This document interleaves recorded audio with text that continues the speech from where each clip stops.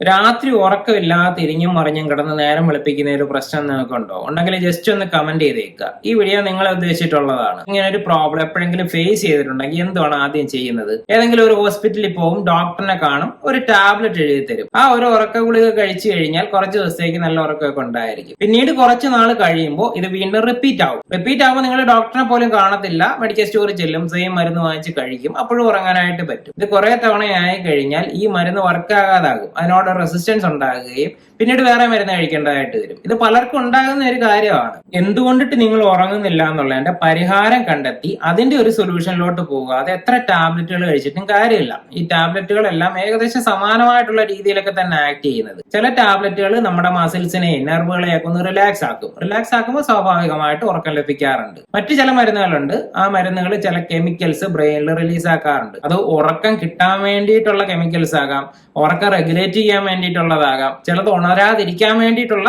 കെമിക്കൽസും ആകാം. അതെന്നൊക്കെ പറയുന്നത് താൽക്കാലികമായിട്ട് കുറച്ച് മണിക്കൂറുകൾ മാത്രം നിലനിൽക്കുന്ന ഒരു എഫക്റ്റ് ആണ്. അതുകൊണ്ടിട്ടൊന്നും ലോങ് ടേമിൽ നമുക്കൊരു പരിഹാരം ആവുന്നില്ല. നമ്മൾ എന്താണ് ചെയ്യേണ്ടത്?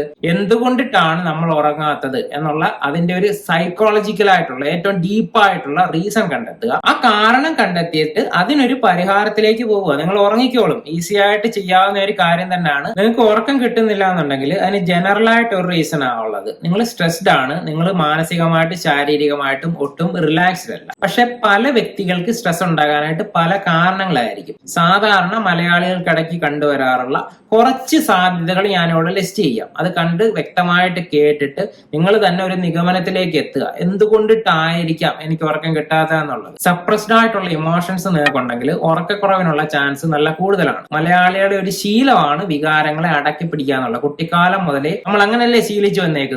ദേഷ്യം ആയിക്കോട്ടെ, ഫ്രസ്ട്രേഷൻ ആയിക്കോട്ടെ, അസൂയ ആയിക്കോട്ടെ, ലൈംഗികപരമായിട്ടുള്ള ആഗ്രഹങ്ങളായിക്കോട്ടെ, ഏത് ഫീലിങ്സിനെയും ഉള്ളിൽ ഒതുക്കി നമ്മൾ മുന്നോട്ട് പോകാറാണ് പതിവ്. കുട്ടിക്കാലത്തൊന്നും വലിയ പ്രശ്നം വരത്തില്ല. പക്ഷെ ഏജ് കൂടുന്നതനുസരിച്ചിട്ട് ഈ അടക്കി പിടിച്ച വികാരങ്ങളുടെ ആ ഒരു ക്വാണ്ടിറ്റി ഇങ്ങനെ അക്യുമുലേറ്റ് ചെയ്ത് കൂടി വരികയും നമ്മുടെ ശരീരത്തിനോ മനസ്സിനോ തലച്ചോറിനോ ഒന്നും ഹാൻഡിൽ ചെയ്യാൻ പറ്റാത്തത്രയും അളവിലാവും. ഈ ഒരു സമയത്ത് നമുക്ക് തന്നെ ചിന്തിച്ചെടുക്കാനായിട്ട് പറ്റത്തില്ല എന്ത് ഇമോഷനാണ് നമ്മളെ ഇങ്ങനെ പിന്തുടർന്നുകൊണ്ടിരിക്കുന്നത്, എന്തുകൊണ്ടിട്ടാണ് നമുക്ക് ഉറക്കം കിട്ടാത്തത്, എന്താണ് എന്റെ പ്രശ്നം, ഒരു ക്ലാരിറ്റി ഉണ്ടായിരിക്കത്തില്ല. ആ അവസ്ഥയിൽ ഉറക്കക്കുറവുണ്ടാകാം. ഇങ്ങനെ വികാരങ്ങളെ അടക്കി പിടിക്കുകയല്ല നമ്മൾ വേണ്ടത്. വികാരങ്ങളെ എക്സ്പ്രസ് ചെയ്യാൻ പറ്റുന്നില്ല എന്നുണ്ടെങ്കിൽ അതിനെ ചാനലൈസ് ചെയ്യാനും മറ്റു കാര്യത്തിലോട്ടൊക്കെ ഡൈവേർട്ട് ചെയ്യാനും സബ് കോൺഷ്യസ്ലി ട്രെയിൻഡ് ആവണം. ആ ട്രെയിൻഡ് ആകാൻ വേണ്ടിയിട്ട് നിങ്ങൾക്ക് ഏറ്റവും നല്ലതെന്ന് പറയുന്നത് ഹിപ്നോതെറാപ്പിയാണ്. ഹിപ്നോതെറാപ്പിയിലേക്കൊക്കെ നിങ്ങൾ പോയി കഴിഞ്ഞാൽ തീർച്ചയായിട്ടും ഒരു ദിവസം കൊണ്ടിട്ട് തന്നെ ഈ ഉറക്കക്കുറവിന് സൊല്യൂഷൻ കിട്ടും. അൺഫിനിഷ്ഡ് വർക്ക് ചെയ്ത് തീർക്കാൻ ഒരുപാട് ജോലികൾ ബാക്കിയുണ്ടെങ്കിൽ അത് ഉറക്കക്കുറവിന് കാരണമാകും. ഇതില്ലാത്ത മലയാളികൾ ആരും ഉണ്ടായിരിക്കത്തില്ലല്ലോ. സ്കൂളിൽ പോകുന്ന കുട്ടികളായിക്കോട്ടെ, ഓഫീസിലൊക്കെ ജോലിക്ക് പോകുന്നവരായിക്കോട്ടെ, എല്ലാവരുടെയും മനസ്സിൽ ജോലികൾ ചെയ്തു തീർക്കാൻ ഒരുപാട് ബാക്കി കിടക്കുകയാണ്. വീട്ടിൽ പോയി കിടന്ന് ഉറങ്ങണമെന്നൊക്കെ കോൺഷ്യസ്ലി ആലോചിച്ചാലും സബ് കോൺഷ്യസ് മൈൻഡിൽ നിന്ന് വന്നുകൊണ്ടിരിക്കുന്ന മെസ്സേജുകൾ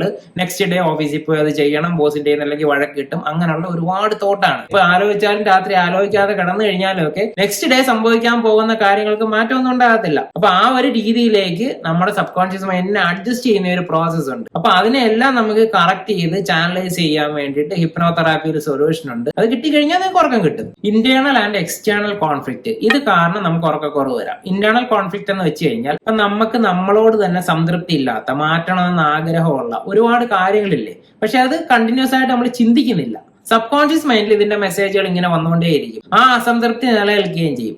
അത് കാരണം നമുക്ക് ഉറക്കക്കുറവ് വരാം. എക്സ്റ്റേണൽ കോൺഫ്ലിക്റ്റ് എന്ന് വെച്ച് കഴിഞ്ഞാൽ പുറത്തുള്ള വ്യക്തികളുമായിട്ട് നമുക്ക് ചില പ്രശ്നങ്ങളുണ്ടല്ലോ. വ്യക്തിയായിട്ട് തന്നെ ആകണമെന്നില്ല, സൊസൈറ്റിയുമായിട്ടാകാം, അല്ലെന്നുണ്ടെങ്കിൽ ഏതെങ്കിലും സ്ഥാപനത്തിനോടാകാം.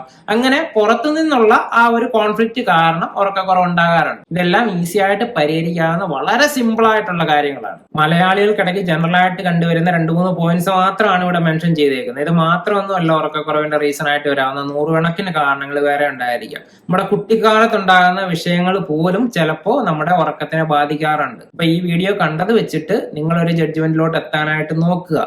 എന്തായിരിക്കും നിങ്ങളുടെ ഉറക്കക്കുറവിന്റെ കാരണം എന്നുള്ളത് കണ്ടെത്തി കഴിഞ്ഞാൽ സ്വന്തമായിട്ട് തന്നെ ഒരു സൊല്യൂഷന് ശ്രമിക്കുക.